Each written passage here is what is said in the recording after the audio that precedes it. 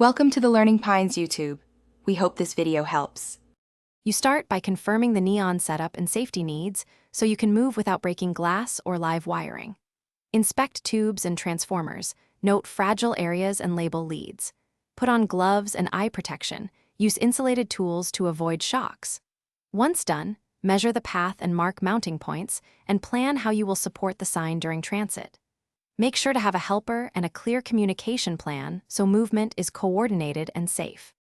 You now secure the sign and detach it from power to prepare for motion.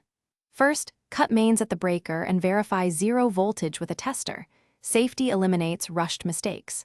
Brace the frame with soft straps and add 1/2-inch padding along glass edges to absorb shock. Carefully loosen and label each lead, cap exposed wires, and record wiring orientation. This saves reinstallation time. Once detached, transfer the sign vertically and keep it steady. You finish by transporting upright and reinstalling with deliberate checks so the neon lights reliably. Carry the sign vertically with 2 or more people, using padded supports and avoiding sudden turns or bumps. When mounting, reverse your labels and secure brackets tightly.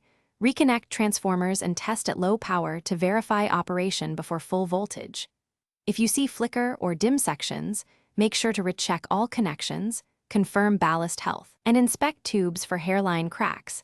Addressing those fixes resolves most post-move issues.